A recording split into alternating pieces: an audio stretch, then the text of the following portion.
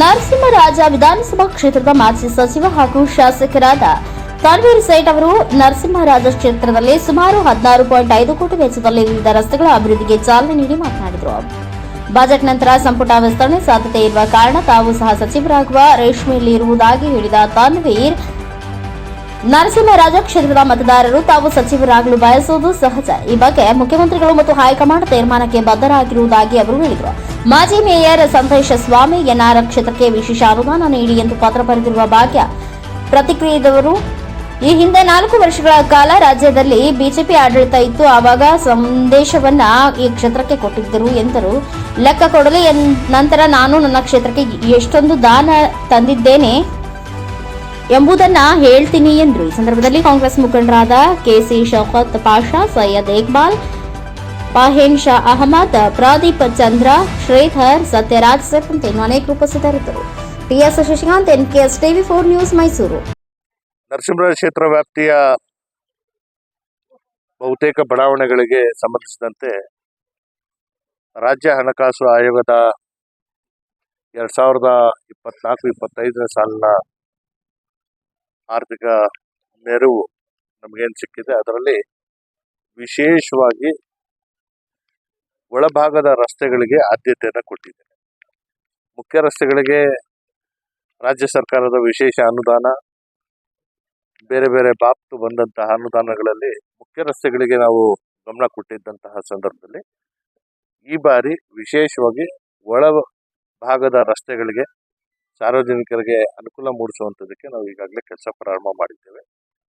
ಈಗ ನಿರ್ವಹಿಸಿರುವಂತಹ ನಮ್ಮ ಗುದ್ಲಿ ಪೂಜೆ ಇದು 5 ಕೋಟಿ ವೆಚ್ಚದಲ್ಲಿ ನಾವು ಮಾಡಿದ್ದೇವೆ.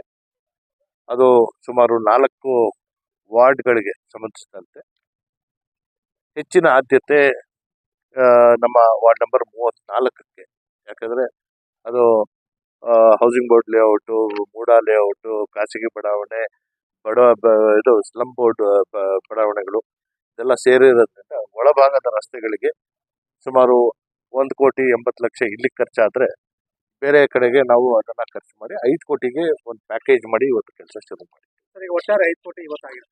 ಈಗ ಮಾಡಿರುವಂಥ 5 ಕೋಟಿ, ಇದಾದ್ಮೇಲೆ ಬೇರೆ ಇನ್ನೂ ಗುದ್ಲಿ ಪೂಜೆಗಳಿವೆ.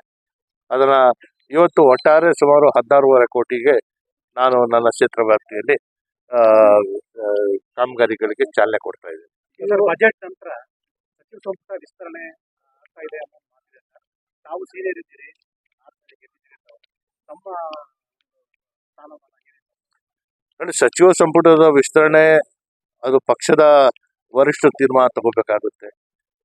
ಇದು ಬಹಳಷ್ಟು ದಿನಗಳಿಂದ ಕಳೆದ ವರ್ಷ ಲೋಕಸಭಾ ಚುನಾವಣೆಯ ನಂತರ ಈ ಕ್ಷಣ ಆ ಕ್ಷಣದಲ್ಲಾಗುತ್ತೆ, ಯಾವುದೇ ಕ್ಷಣದಲ್ಲಿ ಆಗ್ಬೋದು ಅನ್ನೋದು ಹೇಳ್ತಾ ಇದ್ರು. ಆಸೆ ಅನ್ನೋದು ಎಲ್ಲರಿಗಿದೆ. ಯಾಕಂದರೆ ಆಡಳಿತ ಪಕ್ಷದಲ್ಲಿ ಶಾಸಕನಾಗಿ ಆಯ್ಕೆ ಆಗಿದ ಮೇಲೆ ನನ್ನ ಕ್ಷೇತ್ರದ ಜನ ನಿರಂತರವಾಗಿ ನನಗೆ 6ನೇ ಬಾರಿ ಆಯ್ಕೆ ಮಾಡಿದ ಮೇಲೆ ಆ ಆಸೆಗಳು ಸಹಜವಾಗಿ ಎಲ್ಲ ಕಡೆಗಿರುತ್ತೆ. ಅವಕಾಶಗಳು ಬಂದಾಗ ನೋಡೋಣ. ಈಗ ಯಾವುದೇ ಅಂತ ಮುನ್ಸೂಚನೆಗಳು ಇಲ್ಲ. ಈಗ ಕೆಪಿಸಿಸಿ ಅಧ್ಯಕ್ಷ ಸ್ಥಾನ ಅಲ್ಪಸಂಖ್ಯಾತರು ಅದರಲ್ಲಿ ರೇಸಲ್ಲಿದ್ದಾರೆ ಅಂತ ರಹೀಂ ಖಾನ್ ಹೇಳಿದ್ದಾರೆ. ತಾವು ಕೆಪಿಸಿಸಿ ಕಾರ್ಯಾಧ್ಯಕ್ಷರಾಗಿದ್ದೀರಿ, ತಾವು ಅಧ್ಯಕ್ಷ ಸ್ಥಾನಕ್ಕೆ ಆಕಾಂಕ್ಷಿ ಇದ್ದಾರೆ. ನಾನು ಈ ಹಿಂದೆ ಕೂಡ ಹೇಳಿದ್ದೇನೆ, ಪಕ್ಷ ನನ್ನನ್ನು ಗುರುತಿಸಿ ಕಾರ್ಯಾಧ್ಯಕ್ಷನ ಮಾಡಿದೆ.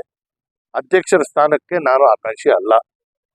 ಅದು ಪಕ್ಷದ ಆಂತರಿಕ ವಿಚಾರ ಆಗಿರೋದ್ರಿಂದ ಈ ರೀತಿಯ ಬಹಿರಂಗವಾದಂಥ ಹೇಳಿಕೆಗಳು ಪಕ್ಷದಿಂದ ಇವತ್ತು ಸರ್ಕಾರ ಇರುವಂಥದ್ದು, ಸರ್ಕಾರದಿಂದ ಪಕ್ಷ ಅಲ್ಲ. ಪಕ್ಷಕ್ಕೆ ಗೌರವ ಕೊಡುವಂಥವರು ಗೌರವ ಕೊಡಲೇಬೇಕಾಗುತ್ತೆ. ಆ ಇತಿಮಿತಿ ದಾಟಿದಂತಹ ಸಂದರ್ಭದಲ್ಲಿ ವರಿಷ್ಠರು ಅದರ ಮೇಲೆ ಕ್ರಮ ತಗೊಳ್ಳುವಂಥದ್ದು. ನೋಡಿ, ತನಿಖೆ ನಡೆದಿದೆ. ಆರೋಪ ಪ್ರತಿ ಆರೋಪ, ದೂರು ಪ್ರತಿ ದೂರು ಇದೆಲ್ಲ ಆಗಿದ್ಮೇಲೆ ಲೋಕಾಯುಕ್ತರು ಇವತ್ತು ಸಲ್ಲಿಕೆ ಮಾಡಿರುವಂತಹ ತಮ್ಮ ಅಂತಿಮ ವರದಿಯಲ್ಲಿ ಮಾನ್ಯ ಮುಖ್ಯಮಂತ್ರಿಗಳಿಗೆ ಕ್ಲೀನ್ ಚಿಟ್ ಸಿಕ್ಕಿದೆ. ಇದರಲ್ಲಿ ಇದ್ದಂಥ ಆರೋಪ ಮಾನ್ಯ ಮುಖ್ಯಮಂತ್ರಿಗಳು ಅವರ ಅಧಿಕಾರದ ದುರುಪಯೋಗ ಪಡಿಸಿದ್ದಾರೆ ಅಂತ. ಮಾನ್ಯ ಮುಖ್ಯಮಂತ್ರಿಗಳು ಈ ಪ್ರಕರಣಕ್ಕೆ ಸಂಬಂಧಿಸಿದಂತೆ ಯಾರಿಗೂ ಪತ್ರನೂ ಬರೆದಿಲ್ಲ ಅಥವಾ ಹಸ್ತಕ್ಷೇಪ ಮಾಡಿರಲಿಲ್ಲ. ಸೊ ಆ ಕಾರಣಕ್ಕಾಗಿ ಅವ್ರಿಗೆ ಕ್ಲೀನ್ ಚಿಟ್ ಏನು ಸಿಕ್ಕಿದೆ ಇದು ಮೊದಲೇ ನಮ್ಗೆ ಗೊತ್ತಿತ್ತು. ಮುಖ್ಯಮಂತ್ರಿಗಳು ಯಾವುದೇ ಕಾರಣಕ್ಕೂ ಯಾರಿಗೂ ನಾನು ಸ್ವತಃ 23 ವರ್ಷಗಳ ಕಾಲ ನಿರಂತರವಾಗಿ ಮೂಡಾದಲ್ಲಿ ಸದಸ್ಯರಾಗೇ ಇದ್ದೇನೆ. ಆಯ್ಕೆ ಆದಂಥ ದಿನದಿಂದ ಈವರೆಗೂ ಇದ್ದೇನೆ.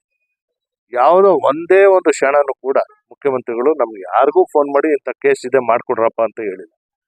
ಸೊ ಹಾಗಾಗಿ ಇವತ್ತು ಏನಾಗಿದೆ, ತನಿಖೆ ಹೆಂಗ್ ನಡಿಬೇಕಿತ್ತು ನಡೆದಿದೆ. ತನಿಖೆಯ ಅಂತಿಮ ಪಟ್ಟಿಯನ್ನು ನ್ಯಾಯಾಲಯಕ್ಕೆ ಸಲ್ಲಿಕೆ ಆಗಿದೆ. ಮುಖ್ಯಮಂತ್ರಿಗಳ ಪಾತ್ರ ಇಲ್ಲ ಅಂತ ಬಂದಿದೆ.